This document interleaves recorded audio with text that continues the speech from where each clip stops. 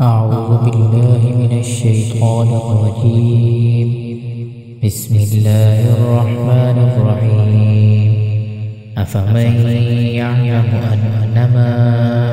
أنزل إليك من ربك الحق كمن هو أعمى إنما يتذكر أولو الألباب الذين يوفون بعهد الله ولا ينقضون الميثاق والذين يصلون ما أمر الله به أن يوصل ويخشون ربهم ويخافون سوء الحساب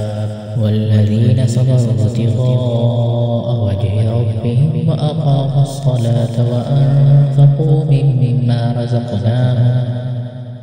رزقناهم سرا وعلانية ويدرؤون بالحسنة السيئة أولئك لهم عقبى الدار جنات عدن يدخلونها ومن صلح من آبائهم وأزواجهم وذرياتهم والملائكة يدخلون عليهم من كل باب سلام عليكم بما صبرتم فنعم عقبى الدار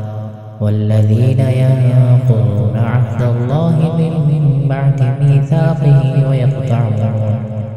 ويقطعون ما أمر الله به أن يوصل ويفسدون في الأرض أولئك لهم اللعنة ولهم سوء الدار الله يبسط الرزق لمن يشاء ويقدر وفرحوا بالحياة الدنيا وما الحياة الدنيا في الآخرة إلا متاع